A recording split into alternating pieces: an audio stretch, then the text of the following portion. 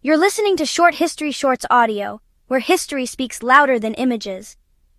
The rise of hoplite warfare marked one of the most significant transformations in the military and political history of ancient Greece, shaping not only how battles were fought, but also how Greek society itself was organized and governed.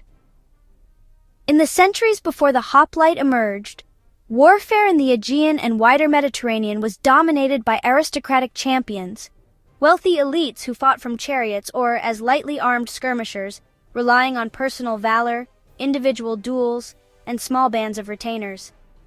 This style, which owed much to the legacy of the Mycenaean age and the warrior aristocracy depicted in Homer's epics, was both costly and limited, favoring the few over the many. But by the late 8th and early 7th centuries BC, something was changing. Across the Greek world, from the plains of Boeotia to the shores of Ionia, communities began to field large numbers of heavily armed infantry, citizen soldiers equipped with distinctive armor and trained to fight in tightly packed formations. These were the hoplites, named for their large round shield, the hoplon or aspis, which became the defining feature of their warfare. The hoplite carried a heavy wooden shield faced with bronze, about 3 feet in diameter, whose concave shape allowed it to cover much of the body. The shield's grip, an inner central hand grip combined with a forearm strap, distributed its weight and allowed for strong defensive use. In addition to the shield, the hoplite was armored with a bronze helmet, often of the Corinthian type that enclosed the head and left only narrow slits for the eyes and mouth.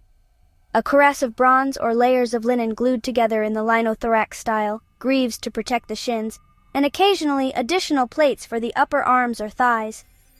Their primary weapon was the dory, a spear about 7 to 9 feet long with a leaf-shaped iron spearhead and a bronze butt spike, the soritaire or lizard killer, which could be used to finish off fallen foes or anchor the spear into the ground.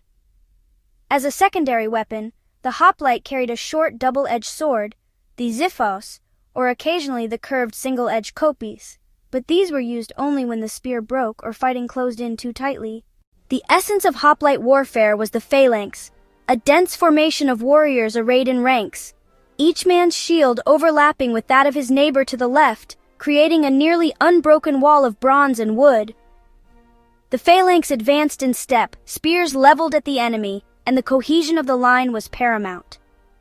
Individual heroics gave way to discipline and solidarity.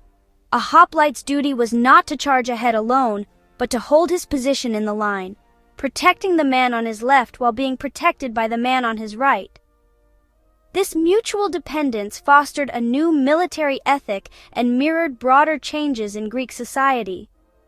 The emergence of hoplite warfare was closely tied to the rise of the polis, the city-state, as the dominant political unit of Greece. Unlike the older aristocratic warrior class, hoplites were often drawn from the middle strata of society, landholding farmers who could afford their own armor but were not members of the elite. The cost of equipment was significant, but not so high as to limit participation to a tiny noble class. This created a broader base of military manpower, and with it came political consequences. Those who fought to defend the polis began to demand a say in its governance. In some city-states, hoplite service became linked with citizenship rights, helping to erode the monopoly of aristocratic rule and paving the way for more inclusive political systems. The exact origins of hoplite warfare remain debated. Some scholars see it as an evolution from earlier close combat fighting in the geometric and early archaic periods, with gradual increases in armor coverage and the size of shields leading to more tightly packed formations.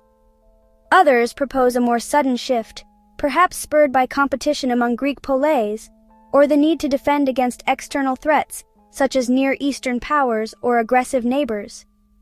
Archaeological evidence from sites like Argos, Corinth, and Athens shows that by the late 7th century BC, large numbers of standardized bronze helmets and cuirasses were being produced, suggesting a broadening of heavy infantry equipment beyond the aristocracy. The first clear depictions of something resembling the phalanx appear in art from around 650 BC, showing lines of warriors with overlapping shields. The hoplite phalanx proved devastating in the right conditions. On flat, open ground, Its sheer mass and cohesion could smash through lighter-armed opponents. The front rank spears could impale enemy soldiers before they could close, and the weight of the ranks behind drove the formation forward in a contest of pushing called the othismos. Yet the phalanx was not without its weaknesses. Its rigidity made it vulnerable to rough terrain, ambushes, and flanking maneuvers, and it was ill-suited to pursuits or prolonged chases.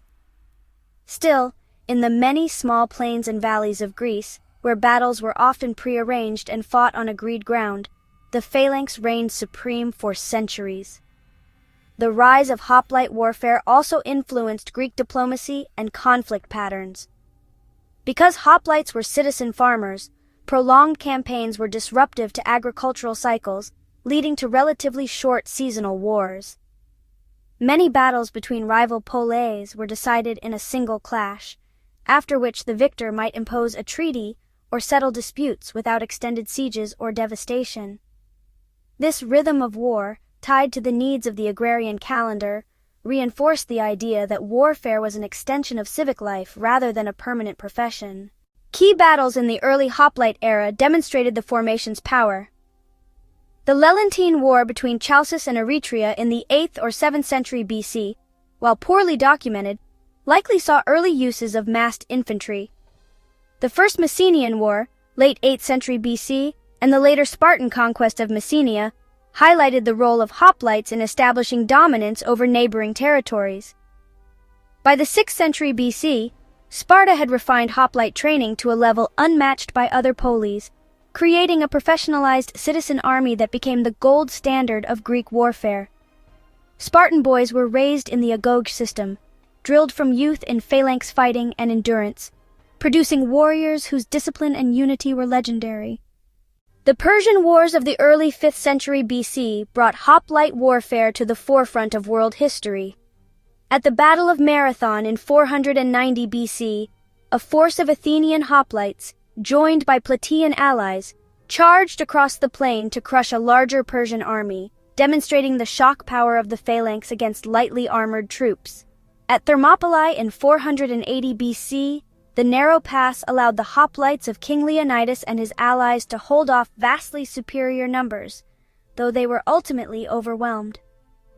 At Plataea in 479 BC, the combined Greek hoplite force dealt the decisive blow to the Persian invasion, underscoring the formation's dominance in close combat. Yet even in victory, hoplite warfare was evolving. The Peloponnesian War, 431–404 BC, between Athens and Sparta revealed the limitations of the phalanx when confronted with prolonged sieges, naval blockades, and the use of more flexible troop types like peltasts and cavalry. Battles like Sphacteria and Amphipolis showed that light infantry and maneuver could undermine the rigid hoplite system. In response, some city-states began integrating combined arms tactics, but the hoplite phalanx remained the core of Greek armies well into the 4th century BC. The rise of Macedon under Philip II and Alexander the Great in the later 4th century marked the next major evolution, with the introduction of the Sarissa-armed Macedonian phalanx. This new formation, while building on the discipline and cohesion of the hoplites, used much longer spears and a more professionalized military structure, enabling Macedon to dominate Greece and project power across Asia. Nevertheless, the hoplite tradition persisted in many Hellenic regions and influenced military systems throughout the Mediterranean. Beyond the battlefield, hoplite warfare left a deep imprint on Greek culture and identity. The ideal of the citizen soldier, fighting not for personal glory but for the defense of the community, was celebrated in poetry, art, and public memory. Tyrtaeus of Sparta composed martial verses urging unity and steadfastness in the phalanx, while vase painters depicted the gleaming ranks of armored men advancing to battle. Monuments like the Athenian casualty lists and Spartan commemorations at Thermopylae enshrine the hoplite's role as a symbol of civic virtue. In the political sphere, the empowerment of hoplite classes contributed to the rise of more participatory forms of government.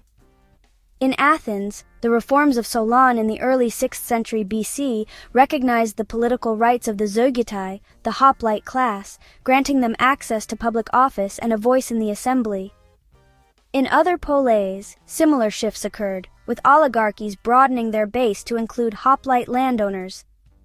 The link between military service and political rights became a hallmark of the Greek polis. The decline of hoplite warfare was gradual rather than abrupt. As the Hellenistic kingdoms rose and Rome expanded into Greece, the demands of warfare changed. Professional armies replaced seasonal citizen levies, and battles became larger, more mobile, and more varied in troop types.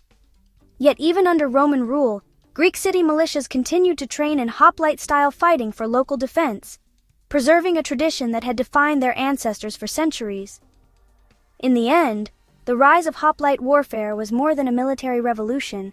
It was a social and political transformation that bound together the fates of the farmer-soldier, the city-state, and the Greek world as a whole. From the dust of the tilled field to the clamor of the battlefield, the hoplite embodied a new way of fighting and a new way of thinking about community, duty, and power. His shield was both a weapon of war and a badge of citizenship. His place in the phalanx a metaphor for his place in the polis. For centuries, the hoplite stood as the backbone of Greek defense and the beating heart of its civic life, a testament to the enduring bond between soldier and city, war and politics in the